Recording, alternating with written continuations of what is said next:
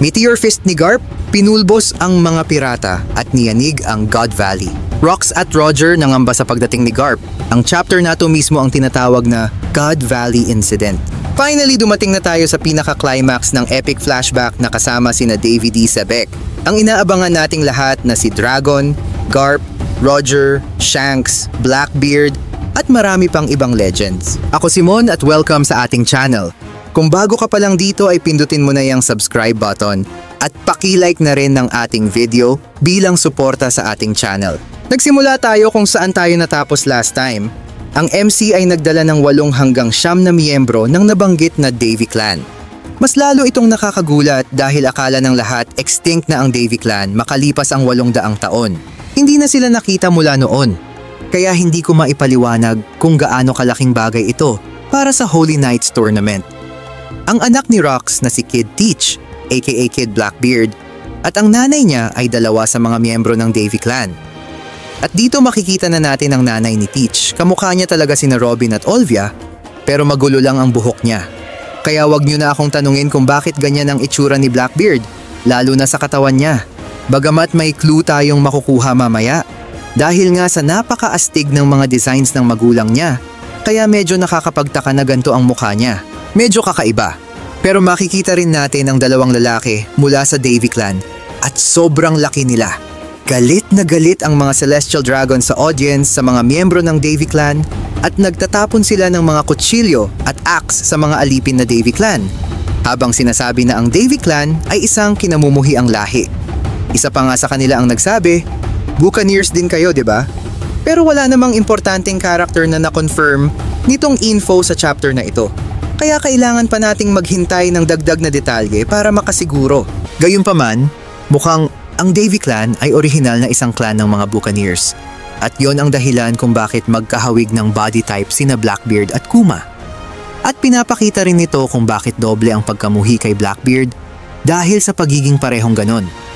Makikita natin dito si Kid Blackbeard na sobrang natatakot habang pinapanood siya ng mga Celestial Dragons sa audience at ang nanay niya naman ay sinusubukang protektahan siya mula sa mga itinatapon ng Celestial Dragons. Malinaw na sobrang pangit ng sitwasyon, pero at least, mabuti na si Blackbeard ay may nanay at tatay na talagang nagmamahal sa kanya. Kung ikukumpara kay Loki at sa nanay niya, at least may isang bagay na pwedeng ipagpasalamat ni Blackbeard. Tandaan din nyo guys, pwedeng si Blackbeard ang maging pinakamalaking antagonist ng buong series sa huli. Kaya importante na bigyang pansin ang mga ganitong moments kung saan nagbibigay si Oda ng mahalagang detalye tungkol sa kanyang backstory at kung paano siya naging ganyan. Tingnan natin kung sa pamamagitan nitong backstory na unti-unting nabubuo sa harap natin, mas maintindihan natin kung paano naging si Blackbeard ang taong nakikita natin ngayon. May mga bagay na nagsisimula ng mag-connect kung ako ang tatanungin. Halimbawa, malamang alam ni Blackbeard na ang tatay niya ay na-traidor ng sarili nitong crew. At baka yon ang dahilan kung bakit okay lang sa kanya na traidorin si Thatch para sa Dark Fruit. At baka may mas malalim pang kwento na hindi pa natin lubusang alam. Maaring iniisip niya na mag-betray o to be betrayed dahil sa nangyari sa tatay niya at gusto niyang maiwasan ang parehong kapalaran.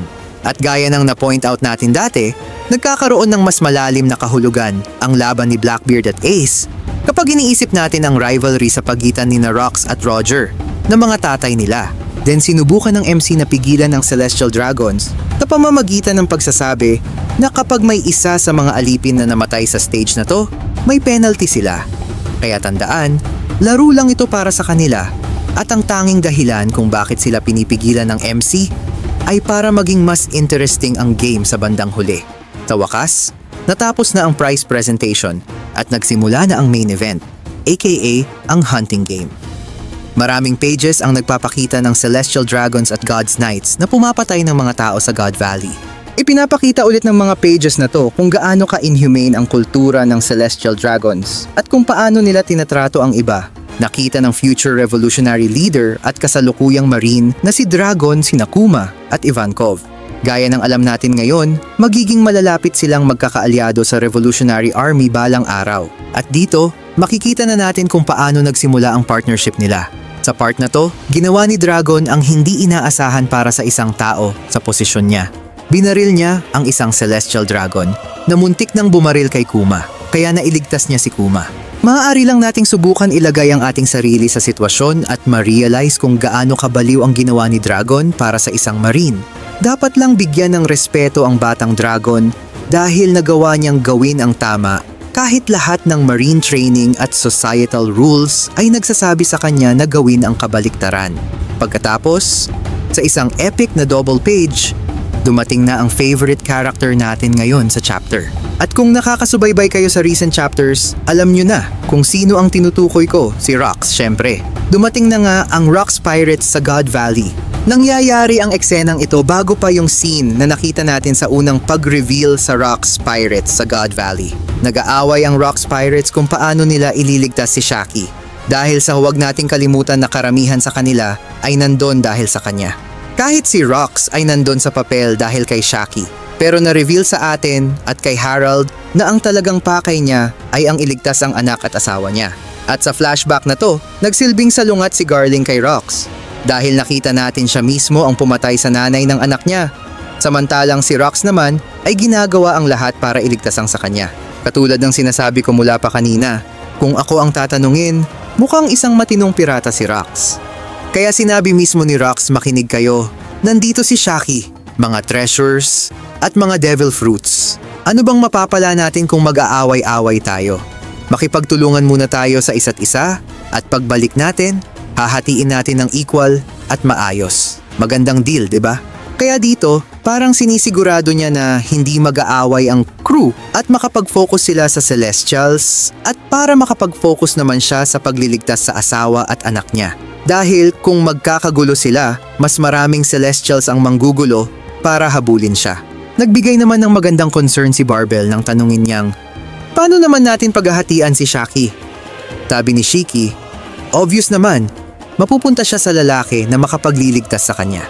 Sabi naman ni Silver Axe, tama ka, kaya layuan niyo na siyang lahat. At si John naman, na laging pera at kayamanan ang nasa isip, ay nagsabi ng hindi. Mapupunta si Shaki sa lalaki na may pinakamaraming kayamanan. Ang saya makita ng personalities nila sa mga pananalita nilang ganito. Si Newgate naman, chill pero hindi rin totally chill. Nang sinabi niya, gawin niyo ang gusto niyo. Ako, ililigtas ko siya bilang kaibigan lang. Sabay dagdag pa niya ng, pero kung mai-inlove siya sa akin, okay lang din naman. Siyempre, agad namang nag-react si Stussy ng, ano ang ibig mong sabihin dyan, Newgate? Honestly, sobrang nagugustuhan ko ang dynamic ng dalawa.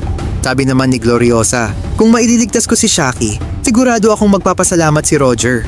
At si Gloriosa naman ay sobrang marupok. Sabi naman ni Strusen, Tiwang Z ay nanatili sa isla at pinagbabawalan ang kahit sino na pumasok sa bar. Sabi naman ni Linlin, mga tanga, kahit katapusan na ng mundo bukas, hindi pa rin lilingon si Shaki sa inyong lahat. At honestly, nakakatawa at refreshing din na marinig ang tama at diretsong perspective ng isang babae sa usapang ito. Dahil tama siya, na si Shaki ay imposibleng magkaka-interes sa kahit sino sa kanila. At gusto ko talaga ang flashback na ito. Si Linlin at Oda ay muling nagbibigay ng hint tungkol sa devil fruit ni Kaido dito na ilang beses na nilang ginagawa. Sabi ni Kaido, Linlin, ibibigay mo ba talaga sa akin ang devil fruit? Sa una, may isip mo bakit ibibigay ni Linlin ang isang napaka-OP na devil fruit? Pero si Oda, matagal na niya itong pinapahiwatig. Paulit-ulit na binabanggit ni Linlin ang ideya at si Kaido naman ay tuloy-tuloy ang pagpupursige kaya hindi na nakakapagtaka kung mangyari man ito. Excited pa rin akong malaman ang eksaktong circumstances. Pero tandaan, hindi pwedeng kunin ni Big Mom ang prutas para sa sarili niya dahil meron na siya. Pero iniisip niya pa rin ang mga malalakas na prutas para sa kanyang mga anak. Samantala, si Dragon na parang anti-marine sa isla, ginamit ang kaguluhang dulot ng pagdating ng Rox Pirates para iligtas ang kambal na babies na walang iba kundi si Shamrock at Shanks. At tama ang ginawa niya. Kahit na si Shamrock ay hindi talaga naging mabuting tao sa huli. Pero interesting ito sa philosophical side na makita kung paano sina Shanks at Shamrock na kambal ay pumili ng dalawang magkaibang landas. Excited akong malaman pa ang detalye tungkol sa kanilang magkaibang choices sa mga future flashbacks at kung paano nangyari yon. Minsan naiisip ko, masama ba na sobrang ganda ng mga flashbacks sa One Piece na mas inaabangan ko pa sila kaysa sa present story? At para bang hindi pa sapat ang hype ng chapter na to, dumating din ang Roger Pirates sa God Valley.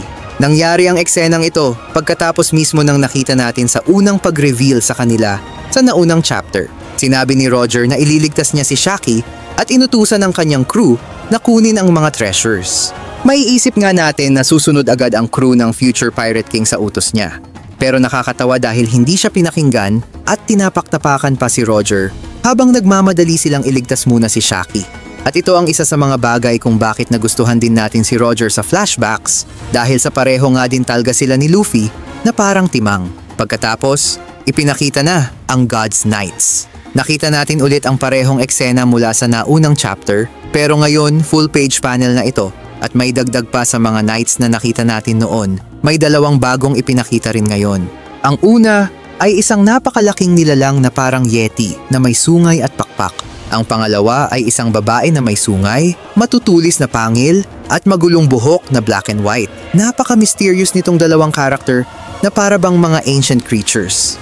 Ang itsura ng babaeng ito ay parang si Killingham pero hindi pa natin alam kung magkamag-anak sila. Kaya hindi na nakapagtataka kung ba't hindi napigilan ng Marines sa God Valley ang mga pirata na dumarating mula sa iba't ibang direksyon. Salamat kay Big News Morgan sa pag-leak ng balitang to para sumugod ang lahat dito. Pero bago matapos ang chapter, may epic double page spread na ipinakita ang fleet ni Garp na dumating na rin sa laban sa God Valley. Ginamit ni Garp ang kanyang Meteor Fist para atakihin ang ilang pirata mula sa kanyang barko at niyanig ang God Valley. At naramdaman nga din ni Rox at Roger ang malahalimaw na presensya ni Garp, habang ang mga marine soldiers sa isla ay naiyak sa tuwa sa pagdating ng reinforcements ni Garp. Kaya ngayon, sobrang nakaka-curious kung paano nagmula sa simpleng pagnanais ni Rox na iligtas ang asawa at anak niya hanggang sa mag-team up sina Roger at Garp para pigilan siya. Paano kaya ito isusulat ni Oda? Sisirain ba nito ang reputasyon ni Roger at Garp? Gagawa ba si Rox ng bagay na hindi natin inaasahan para maging logical ang lahat? Hindi na ako makapaghintay na malaman ang mangyayari. Sana nagustuhan nyo ang video. Maraming salamat po sa panonood at hanggang sa muli, paalam na muna sa lahat.